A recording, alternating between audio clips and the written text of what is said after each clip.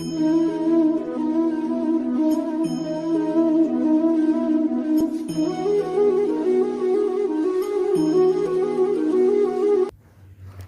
दोस्तों, मेरे चैनल में आपका स्वागत है। और आज हम कुंडली में जानेंगे एक योग के बारे में जिसे बुध आदित्य योग के नाम से जानते हैं। इसके बारे में हम जानेंगे कि इसका प्रभाव किस लगन वालों को कितना मिलेगा, कैसा इसका प्रभाव होता है, कैसा प्रभाव नहीं होता है, कब ये शुभ होता है, कब ये प्रॉब्लम क्रिएट करता है। तो इन सभी बातों को हम वीडियो में जानेंगे। आपको वीडियो अच्छी लगे तो प्लीज़ वीडियो को लाइक कीजिए और चैनल को सब्सक्राइब जरूर कीजिए। कुंडली में सूर्य का एक विशेष स्थान होता है क्योंकि सूर्य ग्रहों का राजा होता है। हमारे सौर मंडल में भी जब हम साइंस की दृष्टि से भी देखते हैं तो सभी ग्रह जो हैं वो सूर्य के चारों चक्कर लगाते हैं। तो सूर्य एक केंद्र है हमारे सौर मंडल का, और ज्योतिष में भी सूर्य केंद्र है सभी ग्रहों का। सभी ग्रह सूर्य के चारों चक्कर लगाते हैं। तो सूर्य मुख्य ग्रह है, सूर्य ग्रहों का राजा है अकॉर्डिंग टू एस्ट्रोलॉजी। अब सूर्य रिप्रेजेंट करता है व्यक्ति के एग्रेशन को, एटीट्यूड को, कॉन्फिडेंस को, उसकी रिस्पेक्ट को, इन सब चीज़ों को, पावर को, अथॉरिटी को, इन सब को रिप्रेजेंट करता है सूर्य। जहाँ पर बुध जो ग्रह है, बुध ग्रह रिप्रेजेंट करता है बोलने की कला को, बोलने की कला को रिप्रेजेंट करता है, अकाउंट्स को रिप्रेजेंट करता है, माइंड को रिप्रेजेंट करता है। इन जो बोलने वाले काम हैं, लिखने वाले काम, बोलने वाले काम, शायर बनना, कविताएं लिखना, पत्रकारिता, इन सब का काम है, ये बुध के अंतर्गत आता है। तो कुंडली में एक योग बताया जाता है कि जब सूर्य बुध साथ में होते हैं तो ये एक बुध आदित्य योग माना जाता है और ये श्रेष्ठ प्रभाव देता है, ये बताया जाता है। लेकिन इसको हमें बड़ी बारीकी से समझना होगा कि ये श्रेष्ठ प्रभाव कब देता है और कब नहीं देता है। क्योंकि बुध और सूर्य अगर एक साथ होते हैं तो एक नेचुरली जो बनता है कि व्यक्ति बुद्धिमान होता है, व्यक्ति की एनालिसिस पावर बहुत अच्छी हो जाती है, व्यक्ति दूसरों की बात को बहुत जल्दी पकड़ लेता है, दूसरे की बात को बहुत जल्दी समझ जाता है। लेकिन ये युति जो है सभी को अच्छा फल नहीं देती है और सभी को बुरा फल नहीं देती है। तो किस किस प्रकार से यह युति, यही कॉम्बिनेशन कैसा फल देगा हम जानते हैं। सबसे पहले मेष लगन के लिए देखते हैं कि ये किस प्रकार का फल देगी। ये एक एग्जाम्पल के रूप में आप इससे समझिए। मेष लगन में हमने यहाँ पर चार्ट बनाया है मेष लगन के लिए। अब मेष लगन के लिए हम देखते हैं कि सूर्य और बुध का जो बुध आदित्य योग बनता है वो किस प्रकार प्रभावी होगा। यहाँ पर जो बुध है वो तीसरे और छठे के स्वामी है और जो सूर्य है वो पंचम के स्वामी है। अब अगर पंचम भाव के स्वामी और छठे भाव के स्वामी की जब कॉम्बिनेशन बनेगा, साथ में होंगे, एक साथ होंगे जब ये, तो ये शिक्षा को बाधित जरूर करेंगे, व्यक्ति की बुद्धि को बाधित जरूर करेंगे। तो यहाँ पर इस कुंडली में, इस लगन में बुध आदित्य योग का श्रेष्ठ प्रभाव नहीं मिल पाएगा क्योंकि यहाँ पर बुध छठे भाव का स्वामी है और छठे भाव का स्वामी जहाँ भी बैठेगा वहाँ पर समस्या क्रिएट करेगा, क्योंकि छठा भाव प्रॉब्लम से है और जहाँ भी बैठेगा वहाँ पे प्रॉब्लम क्रिएट करेगा, और जिस ग्रह के साथ बैठेगा उसमें भी प्रॉब्लम क्रिएट करेगा। तो मेष लगन के लिए जो सूर्य और बुध की युति है ये इतना खास, इतना अच्छा फल देने वाली नहीं है। व्यक्ति के संघर्षों को, व्यक्ति की मेहनत को, व्यक्ति के दुखों को बढ़ाती है ये युति।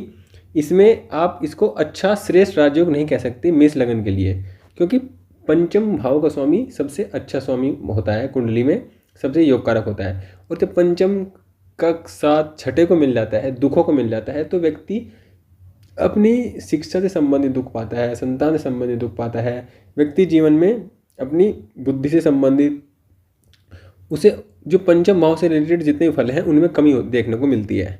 तो यहाँ पर हमने देखा कि बुध आदित्य योग हमेशा अच्छा फल नहीं देता है और हमेशा खराब फल नहीं देता है। तो बुध आदित्य योग मेष लगन के लिए अच्छा फल देने वाला नहीं है।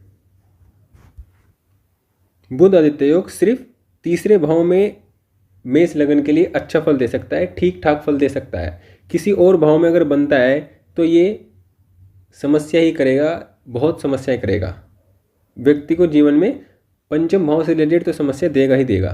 तो इस प्रकार आप देख सकते हैं कि किस प्रकार हमें देखना है कि कोई राजयोग कैसे फलित होगा, कैसे नहीं होगा और कैसे इसको हमको देखना है। इसी प्रकार हम किसी और लगन के लिए देखते हैं। अब यहाँ पर हमने मिथुन लगन का चार्ट लिया है। मिथुन लगन के चार्ट के अकॉर्डिंग हम देखते हैं कि मिथुन लगन के लिए सूर्य कारक ग्रह नहीं है। मिथुन लगन के लिए बुध कारक है, बुध लग्नेश है, तो बुध श्रेष्ठ फल देने वाले हैं। अब बुध तो इस लगन में कारक होते हैं, लेकिन सूर्य इस लगन में कारक नहीं होते हैं, क्योंकि सूर्य तीसरे घर के स्वामी बनते हैं। ये तीसरे घर के स्वामी बुध सूर्य बनते हैं। तीसरे घर का जो तीसरा घर होता है व्यक्ति के संघर्षों का होता है, व्यक्ति के प्रयासों का होता है। तीसरा घर ठीक माना जाता है, कुंडली में बुरा फल देने वाला तीसरा घर नहीं माना जाता है। तीसरे फल से व्यक्ति को कुछ संघर्ष के बाद अच्छे रिजल्ट मिलने शुरू हो जाते हैं। तो मिथुन लगन के लिए हम कह सकते हैं कि बुध आदित्य योग अच्छा फल देने वाला होगा। ऐसा व्यक्ति मेहनती होगा, मेहनत करेगा, संघर्ष करेगा, तो जीवन में स्टेप वाइज सफलता प्राप्त करता चले जाएगा। और ये कॉम्बिनेशन कुंडली में कहीं भी बनता है तो ये इसके लिए ठीक ही होगा, अच्छा प्रभाव देगा। ये हमें देखना होगा कि किस लगन के लिए कैसे कैसे प्रभाव होंगे, क्योंकि हर लगन में सूर्य कारक नहीं होते हैं और हर लगन में बुध कारक नहीं होते हैं। इसको हम किसी और एग्जाम्पल से देखते हैं। जैसे इसमें ही हम अगर देखते हैं, अगर सप्तम ये पंचम भाव है, पंचम भाव में अगर सूर्य बुध की युति होती है तो यहाँ पर बुध तो बहुत बली हो जाएंगे, क्योंकि बुध लग्नेश बनकर पंचम भाव में आएंगे, बड़े बली हो जाएंगे, मित्र की राशि में होंगे, अच्छे भाव में होंगे, बेस्ट अपना रिजल्ट देंगे, लेकिन सूर्य नीच राशि में हो जाएंगे। तो यहाँ पर बुध आदित्य योग गड़बड़ा जाएगा, बुध आदित्य योग का फल नहीं मिल पाएगा। तो हम ऐसे देखेंगे कि कुंडली में कहाँ इसका फल कैसे मिलेगा, कहाँ पर ये योग बनेगा, कहाँ पर ये योग नहीं बनेगा। ये इस योग के बनने से व्यक्ति की जो जीवन में सफलताएं हैं वो निश्चित तो हो जाती हैं कि ये योग है तो जीवन में व्यक्ति सफल तो होगा, लेकिन ये योग कैसा रिजल्ट देगा, किसको कैसा रिजल्ट देगा, ये हमें लगन वाइज देखना पड़ेगा। अब हमने यहाँ पर सिंह लगन का चार्ट लिया है। अगर हम इस चार्ट को अकॉर्डिंग देखते हैं कि हमें बुध आदित्य योग कैसा प्रभाव देगा, अगर हम देखते हैं कि लगन में ही सूर्य और बुध बैठ गए इस लगन में, तो बुध क्या है, दूसरे घर का स्वामी है और 11वें घर का स्वामी है, श्रेष्ठ भाव के स्वामी भी है, क्योंकि दूसरा व्यक्ति को धन की जरूरत होगी, व्यक्ति को परिवार की जरूरत होगी, तो ये दूसरा भाव अपने आप में बहुत इंपॉर्टेंट, बहुत महत्वपूर्ण भाव बन जाता है। साथ ही 11वां भाव भी बहुत इंपॉर्टेंट है, क्योंकि व्यक्ति को जीवन में लाभ की भी कामना होती है, व्यक्ति लाभ के ध्यान में रखकर ही सारे काम करता है, सब कुछ करता है, तो 11वां भाव भी उतना ही इंपॉर्टेंट है। और लगनेश खुद है, तो लगन तो कुंडली के लिए सब कुछ लगन ही होता है। तो यहाँ पर देखें कि यहाँ पर ये राजयोग, ये श्रेष्ठ राजयोग बन जाएगा। अगर सिंह लगन की कुंडली में बुध और सूर्य लगन में हो तो कुंडली में कोई और राजयोग की जरूरत ही नहीं होती है। ऐसा व्यक्ति बहुत धनी होता है, बहुत धनी होता है, उसके बाद धन की कमी नहीं होती है, ऐसा व्यक्ति सफल होता है और कम उम्र में सफलता प्राप्त करता है। तो हमें ये स्थिति के अकॉर्डिंग देखना होगा कि कौन सा जो लगन है वो किस प्रकार बुध आदित्य योग में फलित होगा। जैसे इस लगन में बुध आदित्य योग कहीं भी बने श्रेष्ठ फल देगा, अच्छा फल देगा, व्यक्ति के जीवन में धन और लाभ की कभी कमी नहीं होगी, व्यक्ति कॉन्फिडेंट भी होगा, व्यक्ति अपने जीवन में जिस काम को करेगा उसे ठानेगा, व्यक्ति अथॉरिटी वाला होगा, व्यक्ति के पास सरकारी नौकरी होगी, व्यक्ति अधिकारी भी बन सकता है, व्यक्ति राजपत्र अधिकारी बन सकता है। इस प्रकार के योग इस लगन में बन सकते हैं बुध आदित्य योग के एकमात्र योग के होने से, क्योंकि जीवन में लाभ और धन बड़ी मात्रा में हो जाता है इस योग से। अब हम वृश्चिक लगन के लिए देखते हैं कि कैसा होगा सूर्य और बुध का प्रभाव। अब हम सूर्य और बुध के प्रभाव की बात करें तो सूर्य यहाँ पर 10वें से हैं, तो ये सबसे बली और सबसे योग कारक ग्रह होंगे और सबसे अच्छे घर के स्वामी हैं। लेकिन यहाँ पर बुध अष्टम भाव के स्वामी भी हैं और 11वें घर के स्वामी भी हैं। 11वां घर अपने आप में बहुत जरूरी है जीवन के लिए, सभी प्रकार की इच्छाओं के लिए, सभी प्रकार की कामनाओं के लिए। लेकिन 11वें घर का स्वामी, 11वें घर में बुध जो है वो अष्टम के स्वामी भी हैं, तो वो अष्टम का फल भी करेंगे। तो यहाँ पर भी बुध आदित्य योग औसतन फल देगा, बहुत अच्छा फल नहीं देगा, बहुत बुरा फल नहीं देगा, क्योंकि ग्रह अपनी मूल त्रिकोण राशि के अकॉर्डिंग ज़्यादा फल करता है और मूल त्रिकोण राशि अब बुध की यहाँ पर लाभ भाव में है। तो व्यक्ति के जीवन में सूर्य और बुध की युति जब वृश्चिक लगन में बनेगी तो ये व्यक्ति के जीवन में लाभ की स्थितियों को बनाएगी, व्यक्ति के जीवन में अच्छा करने का बहुत अच्छा करेगी और व्यक्ति के जीवन में हर प्रकार की जो सुविधाएं हैं, हर प्रकार की सफलताओं को सुनिश्चित करेगी। अब यहाँ पर हम मीन लगन के लिए लेते हैं। मीन लगन के लिए सूर्य जो बुध है वो चौथे और 7वें घर का स्वामी है, मतलब उसको 2 केंद्र के स्वामित्व प्राप्त है। लेकिन मीन लगन में बुध अकारक ग्रह है क्योंकि वो लग्नेश का मित्र नहीं है। लेकिन यहाँ पर जो सूर्य है वो भी षष्टम के स्वामी है, तो ये भी अच्छा फल करने वाले नहीं है। ये लग्नेश के मित्र हैं लेकिन इनको भाव अच्छा नहीं मिला है, जिसके कारण ये अपना श्रेष्ठ प्रभाव नहीं दे पाएंगे और जहाँ जहाँ भी बैठेंगे उस भाव से संबंधित समस्या तो देंगे। उस भाव से संबंधित समस्या, क्योंकि छठे भाव का स्वामी है, जहाँ पर बैठेगा वहाँ के छठे भाव को एक्टिव करेगा। तो सूर्य बुध इस लगन में भी अच्छा फल नहीं देंगे, क्योंकि छठे भाव को स्वामी अगर लगन में बैठेगा तो व्यक्ति बीमार रहेगा, व्यक्ति समस्याओं से घिरा रहेगा, कंपटीशन करना पड़ेगा, हर तरह की समस्याएं व्यक्ति को जीवन में, क्योंकि छठा भाव मतलब प्रॉब्लम, और जहाँ भी बैठेगा वहाँ प्रॉब्लम बनेगी। तो हमें ये देखना है कि हम किस प्रकार बुधादित्य योग को फलित कर रहे हैं, किस प्रकार इसके राजयोग को या इस प्रकार के राजयोग को हम देख रहे हैं कि ये एक राजयोग है, ये एक राजयोग है। लेकिन ये राजयोग हमें देखना होगा कि हमें किस प्रकार फल दे रहा है। कहीं हमारे बुरे जो भाव है उससे संबंधित भी तो कहीं फल नहीं दे रहा है हमें।